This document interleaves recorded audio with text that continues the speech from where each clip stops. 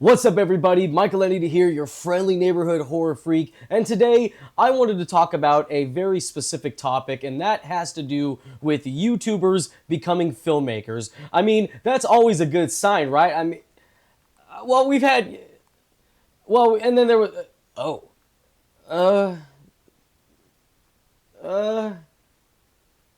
did you know McJuggernuggets also made a movie? Daddy, chill. What the hell is even that? I'm just your friendly neighborhood horror freak. Shelby Oaks is the debut film from famous YouTuber and film critic Chris Stuckmann. And if you're somebody like me that loves to watch film criticism, or you've been on YouTube since the beginning, then chances are you have absolutely heard of Chris Stuckmann. He is one of the most famous and one of the most influential YouTubers and film critics of all time. I mean, his story is just so inspirational, and being able to see him go from a guy sitting in front of his Blu-ray collection talking about movies and then actually translating that into becoming an actual filmmaker, not just a filmmaker where like he shoots a movie for $20,000 and it goes on YouTube. He actually made a movie with a decent size independent film budget and actually got it distributed by Neon and even has Mike Flanagan as a producer. I mean, that's a dream come true. So if you guys want to hear the aspects that were bloody brilliant, what needed more blood, and what should have been officially left for dead, then dim the lights, grab a bag of popcorn, and let's talk about Shelby Oaks.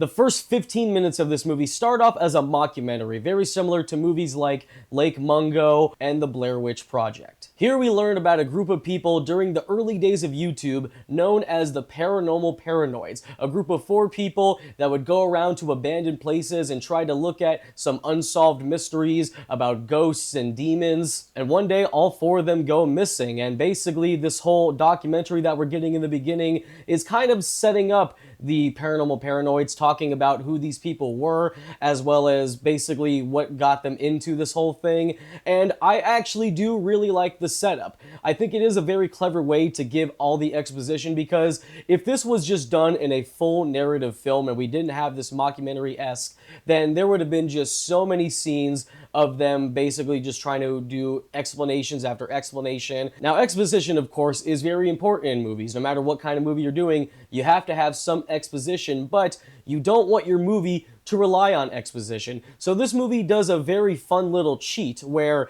they basically kind of give the entire story almost like a Forensic Files or Unsolved Mysteries episode, and I thought that was actually brilliant. We get to know a lot about the character Riley Brennan, who is the character that our main character Mia, played by Camille Sullivan, is trying to locate because they're sisters. And we also get to learn a little bit about Mia through this documentary aspect, and right when it gets to the point where it turns into a movie, I actually found myself really engaged in this mystery. And Camille Sullivan, I think, is fantastic in this movie. I wouldn't say, it's an Oscar-worthy performance by any means, nothing like Toni Collette or anything, but I really do think she gave a fantastic performance. I've never seen her in anything before. Apparently Chris Stuckmann got the interest for her after he saw the movie Hunter x Hunter with Devon Sawa, which I should definitely check out. I also think the movie is shot very well. There is a lot of long takes, and Chris Stuckmann is very wise on when to do jump scares and when not to do jump scares. In one scene, the camera pans to the darkness of the shadows, and we see something just for a brief second, but within that 1 second, I was like, holy shit, what the fuck? I want to see more of that. But there definitely are some jump scares that feel a little bit cheap, and we'll get into that in a little bit. But I really do think that this movie started off very strong. I thought the atmosphere and the tone was very good. I thought the mystery was also really well done. I legit wanted to know what happened to these characters. The musical score I also really liked. It was composed by the Newton brothers, who I think are one of the most underrated composers in horror films. I really love their music that they did for Five Nights at Freddy's, which Five Nights at Freddy's 2 is coming out very soon, so looking forward to that.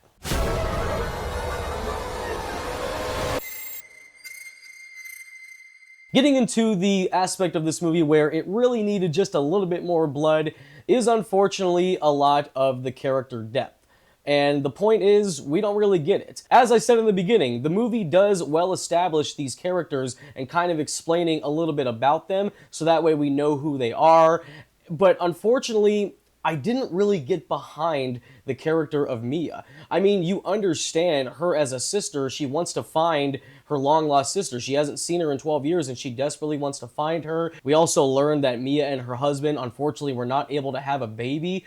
But aside from that, there's really not much about the husband character. He's just kind of there. If I'm being honest, I don't even think I remembered his name. And while earlier I was praising Camille Sullivan with her performance, I thought she was very good in this movie. As far as a character, there's not really a whole lot there. What do we know about her? She loves her sister, and she wants to find her. We don't know what she does for a career. We don't know what she likes to do on her downtime. There's really just nothing about her character that makes you feel attached. It's not like Toni Collette's character in Hereditary, where we get to learn about her crazy backstory. We get to see how she is with her husband and her family life. We really get to get into the mindset of that character, but that could also be due to the fact that Hereditary had a much bigger budget. So there probably were some things that they might not have been able to done. But when you look at the fact that they gave Chris Stuckmann double the budget, gave him an extra $1 million, you wonder, where did that all go towards? Apparently it had to do with some reshoots and trying to add more gore, but $1 million worth of it? I didn't see that here. I wanted to be able to care about Mia's character. The mystery of this film was way more interesting than the characters, and that was really disappointing. Keith David is also in this movie, which I was very excited to see him, and if you're a big Keith David fan like I am, you might be disappointed to know that he's not really in this movie a whole lot. But even if it's just Keith David for 10 seconds, he's just fucking beautiful. People are always saying they want to have Morgan Freeman read them a bedtime story, but why not Keith David? Can you imagine Keith David reading Where the Wild Things Are? Oh man. And while I do think this movie is directed very well for the most part, a lot of the direction and the pacing of this movie can feel a little bit wonky and sometimes very lagging. There's one scene that takes place in a prison, which was actually the same prison that was used in Shawshank Redemption, and that was a sequence that I really enjoyed, but it really went on a little bit too long. It was mostly just driven by silence, which is something I like. I like when a movie doesn't rely on music and it just relies on the background noises that you would hear if you were in an abandoned building in real life, but it went on a little bit too long, and I just don't really understand why they had to overdo that scene. There's also a really weird thing towards the beginning, and it's not a spoiler, it's in the trailer, where while the whole mockumentary aspect is happening, Mia gets a knock on the door by a guy who we learn a little bit more about what his purpose is in the movie, and don't worry, I won't get into any spoilers. He shoots himself in the head, and the blood gets covered all over Camille Sullivan's face, and within the course of 5 minutes, the police show up, they take away the body, but for some reason, they have this whole weird thing where Chris Stuckmann kind of just has Camille Sullivan still covered in the blood, which I understand that could have worked in a way where maybe she sees the Shelby Oaks tape like how she did in the trailer, and then she watches the tape immediately before she calls the cops.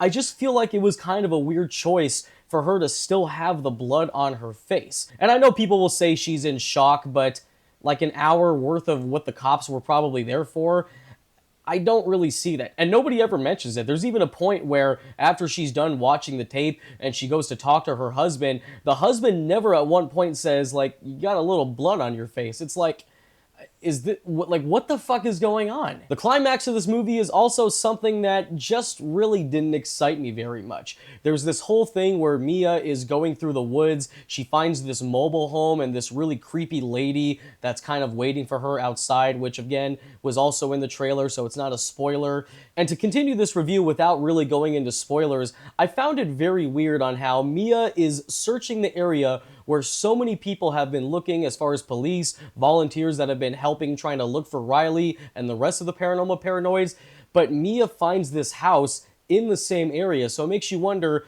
was this house never under investigation? Did it never come into fruition? Or was just Mia really that lucky to find this big-ass mobile home in the forest? I mean, I don't know, I'm not an expert, I live in Arizona, so I really don't know what it's like to look through a forest, but I think a mobile home would be noticeable, especially if you've been looking through the woods looking for people. I think that would have came across, but it's never even mentioned.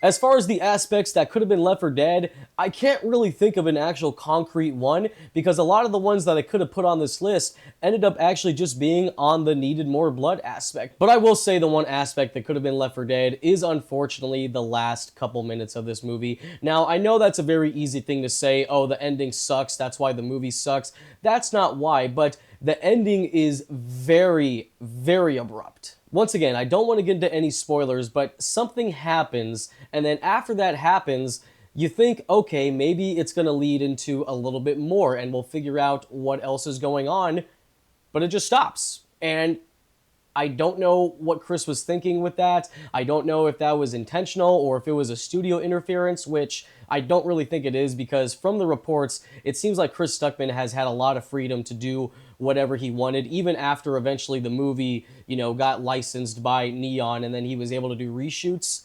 I don't know. It was just very abrupt, and that was the one thing that could have been Left 4 Dead.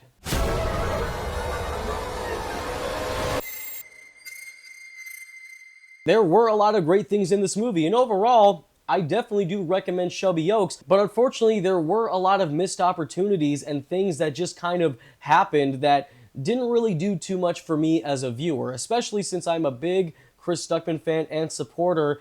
This movie did feel a little bit frustrating sometimes, but overall, I do think it is very solid. But as far as the grade goes, I'm going to put this in a few casualties, going at a 6 out of 10, had potential, but bled out halfway through. So those were my thoughts on Shelby Oaks. Did you guys see this movie? Did you love it? Did you hate it? Did you get Stuckmannized? Or did you get I don't know. I'm pulling out of this joke. Thank you guys so much for watching. Don't forget to like and subscribe, and I will see you guys next time in your neighborhood. This has been Michael Ennedy, your friendly neighborhood horror freak. I'm just your friendly neighborhood horror freak.